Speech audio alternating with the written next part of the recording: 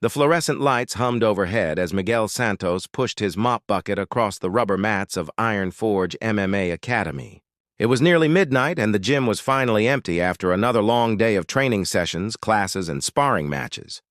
Miguel preferred working these late hours when the gym was quiet, when he could clean in peace without getting in anyone's way. At 42, Miguel was a small, wiry man with calloused hands and graying hair that he kept neatly trimmed despite his modest income. He had been the night janitor at Iron Forge for 3 years, arriving each evening after the last class ended to sweep, mop, sanitize, and prepare the facility for the next day's warriors. The gym was one of the most respected MMA training facilities in the city, home to several professional fighters and coached by Marcus the Hammer Thompson, a former heavyweight champion whose aggressive training methods were legendary. Marcus had built Iron Forge's reputation on the principle that only the strong survived, and he had little patience for weakness in any form. Miguel had learned to stay invisible during his work. He would slip in quietly, clean efficiently, and leave before anyone noticed him. The fighters and trainers barely acknowledged his existence, and that was exactly how he preferred it. He wasn't there to make friends or draw attention to himself. He was there to work, earn his modest paycheck, and go home to his small apartment. But tonight was different. As Miguel was mopping near the main training area, he heard voices coming from Marcus's office. The door was slightly ajar, and despite himself, Miguel couldn't help but overhear the heated conversation taking place inside. "I don't care what your excuse is. Rodriguez," Marcus was saying, his voice thick with anger and alcohol. "You were supposed to be here for the demonstration tonight. I had potential sponsors coming to see what kind of talent we're developing." "Coach, I told you my daughter was in the hospital," came the reply from Tony Rodriguez, one of the gym's promising amateur fighters. "She had an emergency surgery." "I couldn't leave her." "That's not my problem," Marcus snapped. "You made a commitment to this gym to me. When I say be here, you be here. Family comes second to your career if you want to make it in this sport." Miguel paused in his mopping, troubled by what he was hearing. He knew Tony Rodriguez, a hard-working young man in his 20s who trained every day while also working a full-time job to support his wife and young daughter. Tony was respectful, dedicated, and clearly devoted to his family. "Coach, please," Tony said, his voice strained. "Give me another chance. My daughter is okay now, and I can be here for whatever you need. Just don't cut me from the program." Marcus's laughter was cold and cruel. "Cut you? Rodriguez, you're going to earn your way back into my good graces. There's a new sponsor coming tomorrow night, and I need someone to demonstrate some ground techniques. You're going to be my dummy. Of course, coach. Whatever you need." "Good. Now get out of here before I change my mind about giving you a second chance." Miguel heard footsteps approaching the door and quickly resumed mopping, trying to look busy and invisible. Tony emerged from the office, his face a mixture of relief and worry. He nodded briefly at Miguel, one of the few fighters who ever acknowledged the janitor's presence, and headed for the exit. After Tony left, Miguel heard Marcus moving around in his office, the clink of glass suggesting he was continuing to drink. Miguel had noticed this pattern over the past few months. Marcus staying late, drinking alone, becoming increasingly volatile with his students. 20 minutes later, as Miguel was cleaning the equipment area, he heard a crash from Marcus's office followed by cursing. Then came the sound of heavy footsteps, and Marcus appeared in the doorway, clearly intoxicated and looking for someone to take his anger out on. "Hey, janitor," Marcus called out, his words slightly slurred. "What did you hear in there?" Miguel looked up from the weight bench he was wiping down. "Nothing, sir. I was just cleaning." Marcus studied him suspiciously, swaying slightly on his feet. "You sure about that?" "Because I don't like people who stick their noses where they don't belong. I mind my own business, Mr. Thompson. Just here to do my job." "Your job," Marcus repeated mockingly. "Cleaning up after real men who actually matter. Must be nice having such low expectations for yourself." Miguel said nothing, continuing with his work. He had learned long ago that the best way to handle bullies was to avoid giving them the reaction they wanted. But Marcus wasn't finished. The alcohol had made him mean, and Miguel's quiet dignity seemed to irritate him further. "You know what I think?" Marcus said, moving closer. I think you probably dream about being in that ring. Little man like you probably watches the fighters and wishes he could be something more than just the help. Miguel kept cleaning, his jaw tight, but his expression calm. Am I right? Marcus pressed. You ever wonder what it would be like to actually fight instead of just cleaning up the sweat of better men? I'm just here to work, sir, Miguel said quietly. Marcus laughed harshly. Just here to work. How pathetic. You know what? I'm going to give you a chance to be something more than a janitor for once in your miserable life. Miguel looked up, sensing danger in Marcus's tone. Get in the ring, Marcus commanded. Excuse me? You heard me. Get in that ring. I'm going to show you what real fighting looks like. Consider it part of your education. Miguel shook his head. That's not necessary, Mr. Thompson. I should get back to my cleaning. I wasn't asking, Marcus said, his voice turning cold and threatening. I was telling. Get in that ring or find yourself a new job tomorrow. The threat hung in the air between them. Miguel needed this job desperately. His small apartment, his few possessions, his ability to send a little money back to his elderly mother in Mexico, it all depended on this steady income. At his age, with his limited English and lack of formal education, jobs were hard to come by. I don't have any gear, Miguel said, hoping to find an excuse. Marcus smiled cruelly. Don't worry about gear. This won't take long enough for you to need it. With no choice, Miguel set down his cleaning supplies and reluctantly approached the ring. Marcus was already climbing through the ropes, moving with the confidence of a man who had never lost a fight to someone he considered beneath him. A few late-night trainers who had been working with heavy bags stopped to watch, drawn by the unusual sight of the quiet janitor being forced into the ring with their volatile coach. This should be interesting, one of them murmured. Marcus bounced on his feet, shadowboxing as Miguel climbed through the ropes. The size difference was stark. Marcus was 6'3" and probably weighed 230 pounds, all muscle and aggression. Miguel was maybe 5'8" and 160 pounds, looking small and vulnerable in his work clothes. Here's how this works. Janitor, Marcus announced loudly enough for the growing audience to hear. You try to hit me. I show everyone what happens when amateurs step into the ring with professionals. Consider it a free lesson in knowing your place. Miguel stood quietly in his corner, his hands at his sides, looking more like a man facing execution than a fighter preparing for combat. Marcus began circling him, throwing lazy jabs that stopped just short of Miguel's face. What's wrong? Scared? I thought you might have some fight in you. But you're just another weak little... He never finished the sentence.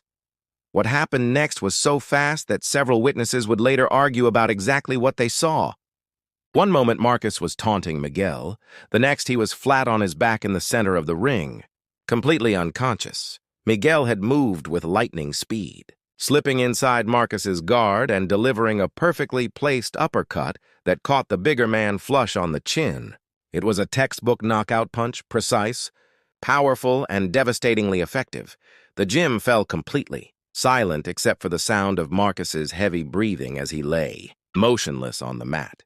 Miguel looked down at his fallen tormentor, without satisfaction or celebration, then quietly climbed out of the ring and returned to his mop bucket. Holy shit, whispered one of the trainers. Did you see that? Where did that come from? Asked another, staring at Miguel in disbelief, but Miguel just continued mopping as if nothing unusual had happened. It wasn't until Marcus began to stir a few minutes later that the spell was broken and people rushed to help him. When Marcus finally sat up, his eyes were unfocused and confused. What happened? You got knocked out, said Jake, one of the assistant coaches, his voice filled with awe. By the janitor. One punch. Marcus looked around wildly until his eyes found Miguel, who was calmly cleaning equipment in the corner. That's impossible. He's just a janitor. He doesn't know how to fight. Apparently he does, Jake said quietly. Over the next few days, word of the incident spread throughout the gym and beyond. The story grew with each telling. The quiet janitor who had knocked out the former heavyweight champion with a single punch. Some claimed it was a lucky shot, others whispered that there was more to Miguel Santos than anyone had realized. Miguel himself said nothing about what had happened. He continued to arrive each night, clean the gym thoroughly, and leave without fanfare. But the other fighters began to look at him differently, with a new respect and curiosity that hadn't been there before. Marcus, nursing both a bruised jaw and wounded pride, became surly and unpredictable. He avoided Miguel entirely, but made life difficult for several other fighters, as if trying to reassert his dominance after being so publicly humiliated. It was Tony Rodriguez who finally approached Miguel one evening as he was cleaning the locker room. "Miguel," Tony said quietly, "can I ask you something?" Miguel looked up from the bench he was sanitizing. "Sure, that punch. That wasn't luck, was it?" Miguel studied the young fighter's face, seeing genuine curiosity rather than mockery or challenge. After a long moment, he spoke. "I fought professionally for 12 years, Miguel said quietly. "In Mexico, then briefly in the United States. I was never a champion, never famous, but I was good. Very good." Tony's eyes widened. "What happened? Why did you stop?" Miguel was quiet for so long that Tony thought he wouldn't answer. Finally, he said, "I had a fight that went badly. Very badly. My opponent was hurt. Permanently. I decided that was enough. Some things are more important than winning. So you just walked away?" "I walked away from competition. But you never really walk away from what you are inside." Miguel resumed his cleaning. "I just choose not to use it unless I have no choice." Word of this conversation also spread, and suddenly the gym's atmosphere began to change. Fighters who had never noticed Miguel before began nodding respectfully when they saw him. Some asked quiet questions about technique or strategy, which Miguel would answer briefly but helpfully. Marcus, meanwhile, grew increasingly resentful of the shift in dynamics. His authority had been challenged in the most basic way possible, and he couldn't stand the way his fighters now looked at the janitor with respect. The confrontation that had been building came to a head 2 weeks later when Marcus caught Tony asking Miguel about footwork technique. "Rodriguez!" Marcus barked across the gym. "What did I tell you about that family-first attitude?" Tony straightened up, confused. "Coach? You're still asking the janitor for advice instead of listening to your actual trainer. That tells me you still don't respect what this gym is about." Miguel quietly moved away, not wanting to cause trouble for Tony. But Marcus wasn't finished. "And you," he said, pointing at Miguel. "I'm tired of you undermining my authority here. You got lucky with one punch, and now you think you're some kind of expert?" "I don't think anything," Miguel said calmly. "I just cleaned the gym." "Bullshit. You've been filling my fighters' heads with ideas, making them think they don't need proper coaching."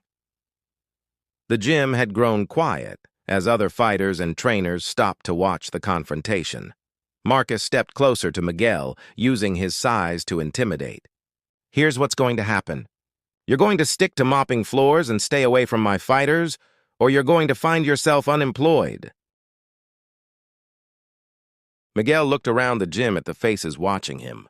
He saw Tony's worried expression, saw other fighters who had begun to trust him, waiting to see what he would do. "Mr. Thompson," Miguel said quietly, "I've never interfered with your teaching, but I also won't ignore someone who asks me an honest question about fighting. Is that right?" Marcus's voice was dangerously low. "Well then, maybe we need to settle this properly. You and me in the ring. Official rules this time, not some sucker punch when I'm not ready." Miguel shook his head. "I don't fight anymore." "You do now or you're fired." The ultimatum hung in the air. Miguel looked around the gym again, at the place that had become his second home, at the people who had begun to respect him for who he really was. "If I do this," Miguel said slowly, "and I win, you leave Tony and the others alone. No more bullying, no more taking out your problems on fighters who are just trying to learn." Marcus laughed. "And if I win, then I'll find another job, and you'll never see me again." The fight was scheduled for the next evening after regular training hours. Word spread quickly, and by the time Miguel arrived for work, there were dozens of people in the gym waiting to watch.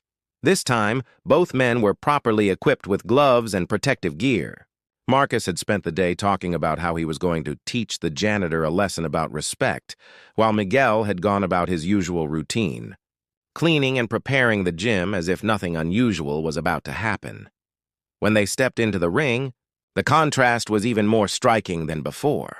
Marcus looked like what he was, a professional fighter in his prime, confident and aggressive. Miguel looked like a middle-aged janitor who would rather be anywhere else. But when the impromptu referee called for them to begin, everything changed. Miguel moved like water, flowing around Marcus's attacks with an economy of motion that spoke of years of high-level training. His footwork was precise, his defense impeccable, his counterattacks sharp and perfectly timed. Marcus, despite his size and strength advantages, found himself unable to land clean shots. Every time he threw a combination, Miguel was already moving, slipping punches by inches and responding with quick, stinging counters that accumulated damage. The fight lasted 3 rounds, and by the end, Marcus was exhausted, frustrated, and thoroughly outclassed. Miguel had controlled every aspect of the contest without ever appearing to exert himself fully. When time was called, there was no question who had won. Marcus sat heavily in his corner, breathing hard and staring at Miguel with a mixture of anger and grudging respect. Miguel removed his gloves quietly and began to leave the ring, but Tony Rodriguez stopped him. "Miguel," Tony said loudly enough for everyone to hear, "would you consider teaching some classes here? Real classes, not just cleaning up after everyone else." Miguel looked around the gym at all the faces watching him expectantly. These people had seen him for who he really was, had looked past the mop and bucket to recognize the skilled fighter underneath. "I don't know," Miguel said honestly. "I've been away from teaching for a long time, but you'd consider it?" Pressed another fighter. Miguel thought about his years of hiding, of deliberately making himself invisible, of pretending to be less than he was.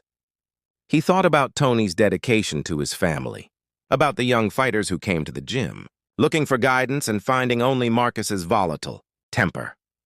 "I'll consider it," he said finally. The cheer that went up from the crowd surprised him with its warmth and enthusiasm. These fighters, who had barely noticed him before, were genuinely excited at the prospect of learning from him. Marcus, meanwhile, had climbed out of the ring and was gathering his things. His reign as the undisputed authority at Iron Forge MMA was over, and everyone knew it. As the crowd began to disperse, Miguel returned to his cleaning supplies. He still had work to finish, and habits developed over years weren't easily broken. But Tony Rodriguez approached him one more time. "Miguel," he said quietly, "thank you. For standing up to him, I mean. For showing us that there's another way to be strong." Miguel nodded, understanding what Tony meant. True strength wasn't about dominating others or proving superiority through intimidation. True strength was about protecting those who needed protection, about using your abilities responsibly, about choosing when to fight and when to walk away. As Miguel resumed his cleaning, he reflected on how dramatically his life had changed in just a few weeks. He was still the night janitor at Iron Forge MMA, but he was also something more now. He was a teacher, a mentor, a reminder that sometimes the most powerful people are those who choose not to display their power unless absolutely necessary. The mop had led to the mat, but the real victory had nothing to do with fighting. It was about finding the courage to be himself, to stop hiding who he was, and to use his skills to help others rather than simply survive. Sometimes, Miguel thought as he worked, the greatest warriors are the ones who fight only when they have to, and who find their true strength in lifting others up rather than knocking them down.